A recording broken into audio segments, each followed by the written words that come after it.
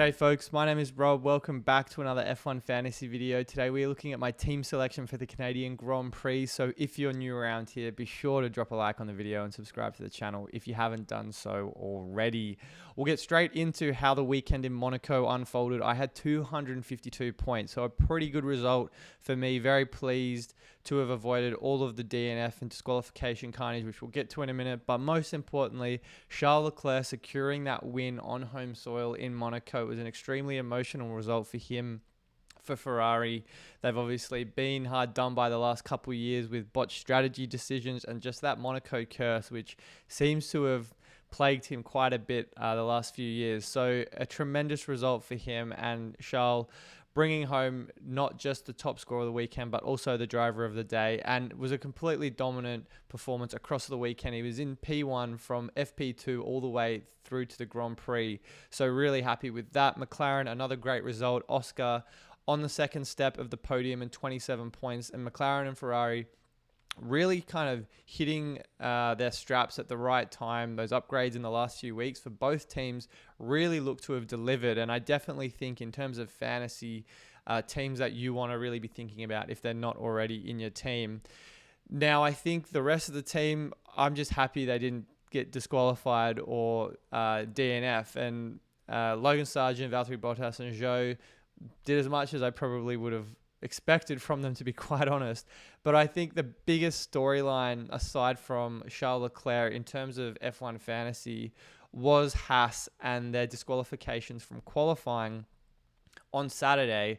That put them at the very back of the grid on the back foot and a -15 to go along with that. So not ideal at all for their owners. If I was actually entertaining Hulkenberg for Zhou, but that would have cost me a -10 and certainly more if I ended up bringing him into my team. So I consider myself very lucky. We just don't have the foresight on that. And I honestly think that having Haas drivers over Sauber drivers, for example, is the better option just about every weekend. It's just these certain circumstances that we have absolutely kind of no foresight of, cannot predict that. And it's just the fantasy games are just very much luck-based in some circumstances. So I definitely think I very much got lucky, but I have had some pretty rotten weekends as well lately, so I'll take my wins where I can get them. And then I suppose on the topic of those DNFs, Magnussen getting caught up with Checo after turn 1. They took out Hulkenberg as well as a result of that. So much carnage across the board. Somewhat surprised that the stewards didn't investigate Magnussen. He's on 10 penalty points at the moment, so very well could have been serving a suspension if they assigned any more of those penalty points to him following that collision. And then I guess there was also that collision that Ocon had with Pierre Gasly where he was sent skyward.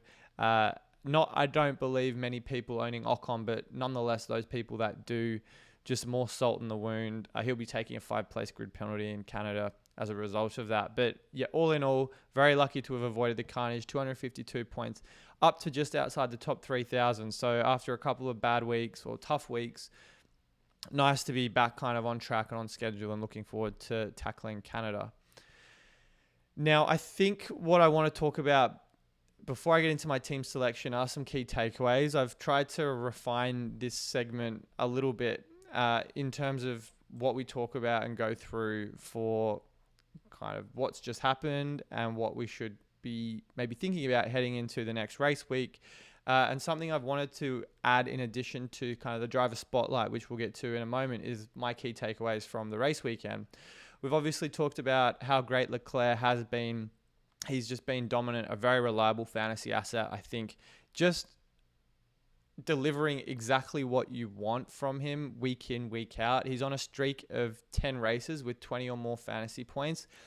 And I think as well, because now that Lando Norris and Max Verstappen since the start of the season are in that A-tier asset class of more than 25 million, Charles to me stands out as the best option below that price. And I think even price aside, he's becoming the most consistent driver in the game at the moment. Him and Max both average 33 points a week. So I think that is exceptional consistency.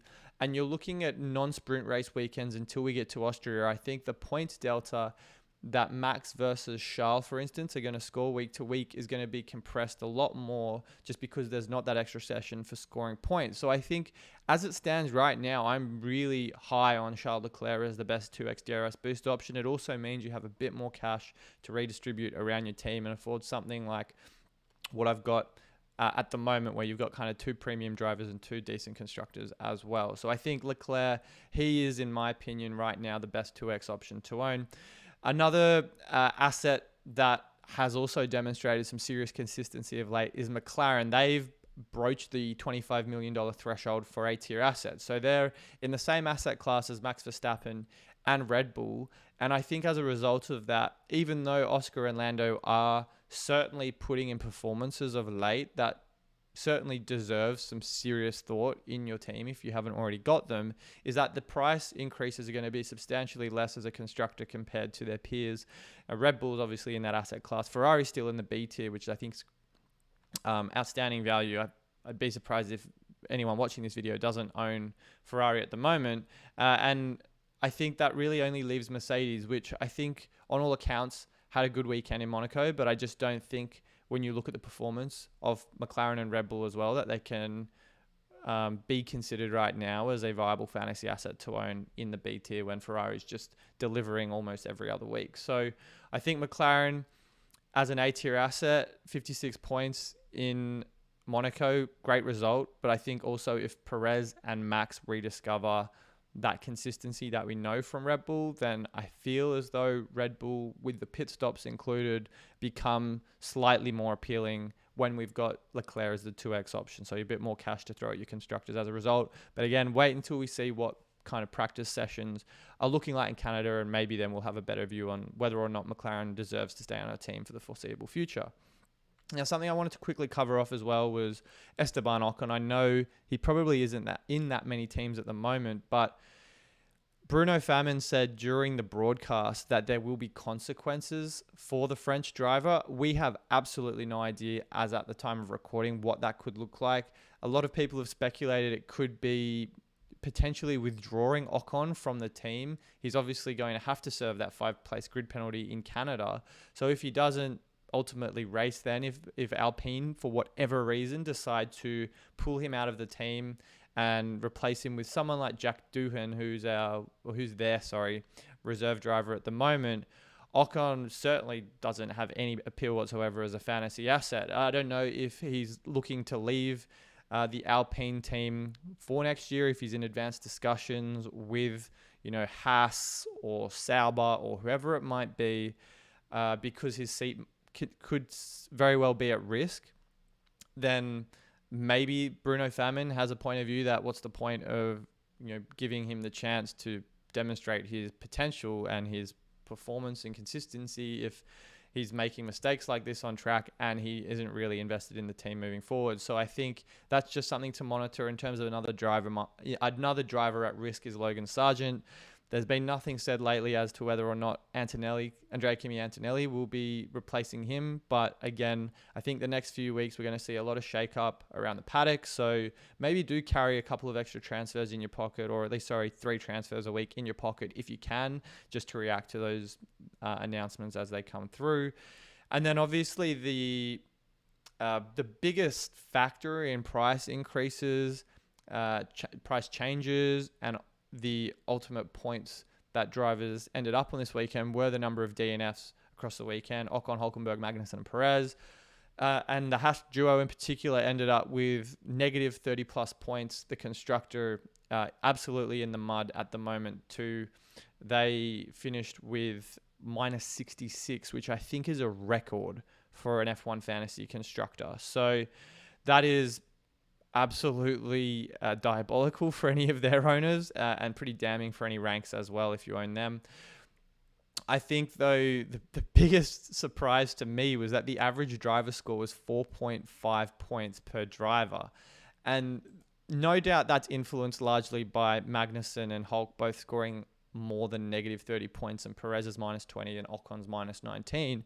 But it also meant that the average score being so low meant those drivers in the midfield only needed 5 or more points to see a price increase. Valtteri Bottas was one of 6 drivers that saw a $1 million increase with only 8 points. So that's pretty remarkable stuff there.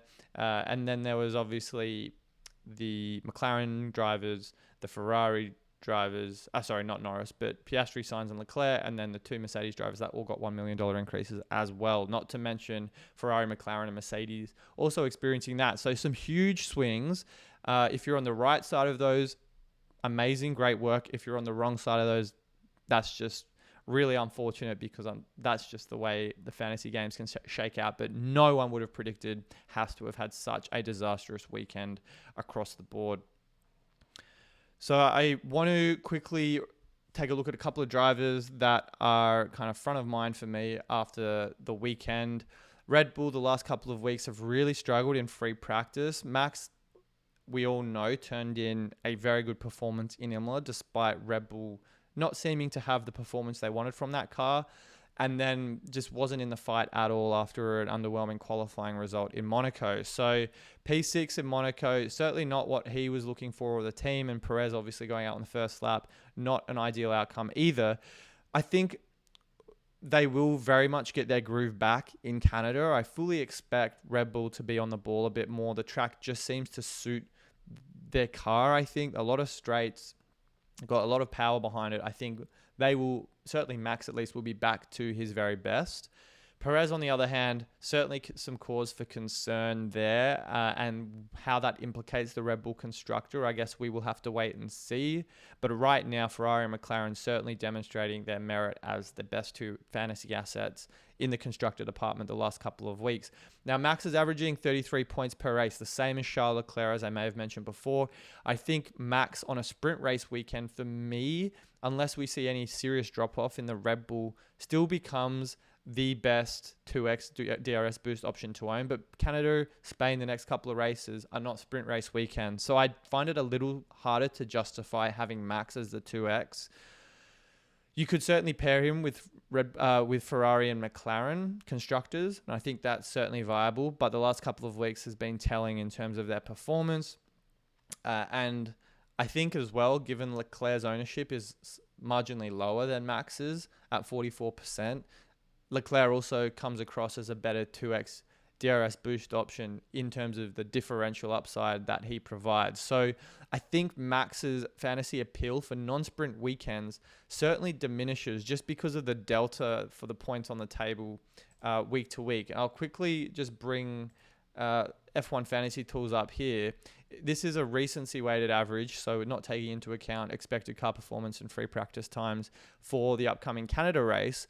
But something to just keep in mind for the recency average, which I believe is the last few races. I don't know the exact number, but Max, I think, will probably be a bit closer to Charles in terms of points projections, but it is a non-sprint weekend, so the upside for Max is much lower. And I think that's why Leclerc, not just for his consistency of late, but the fact that he's also got the extra price gain upside as well, makes me think that Max's appeal for the next few races until we get to Austria, where he has an excellent record at, is probably not top of my priority list at the moment. So just something to keep in mind in terms of what the point scoring projections and kind of layout could be for these non-sprint weekends, because I do think Leclerc's consistency, his price gain upside, and understandably, the gulf between points is going to be much smaller, which you just are not going to have. The gap, I guess, is going to be much smaller than what you have on a sprint weekend. The other driver I want to quickly look at is Kevin Magnussen. Now, K-Mag, up until the last couple of weeks, has been a reliable driver, a great source of points, a great asset to own in terms of price gain. But the last couple of weekends has not been quite as ideal, I don't think, for the Danish driver. I mean, he did have 13 points in Imola, but he came off a 1-point DNF in the Miami Grand Prix, and then he's coming off a minus 33, which I think is one of the lowest scores in the last couple of seasons for a driver in a single weekend. I know Logan Sargent, I think, had a pretty similar score last season, but minus 33 is certainly not ideal. A price drop to go along with that too. I think K-Mag in normal race weekends, and I think Italy and Monaco, or Imola and Monaco, are probably outliers, but he is a driver that qualifies quite low, gets you points for positions gained and overtakes in a car that does have exceptional race pace this season. His PPM, his price per million, like the best indicator for an asset in F1 fantasy, is certainly probably influenced and not for the better as a result of his performance on the weekend or his result from Monaco. But I do think just because of these recent results doesn't necessarily, in my opinion, make him a terrible option to own. I do think that Kevin Magnussen still has a bit of fantasy upside there, and the race pace of the Haas is nothing to kind of ignore. So just keep an eye on him in Canada free practice. I do think he still becomes a viable asset, and the price drops over the last couple of weeks makes me think it could be a low point to capture K-Mag in your teams at if you do want to potentially move into him if you don't already own him at the moment. So yeah, do very much like K-Mag. And again, going back to this point on the price average point score per driver this weekend, K-Mag and Hulkenberg certainly the major factors in causing that average point score per driver to be so low. So I do want to quickly jump across to how my team's shaping up.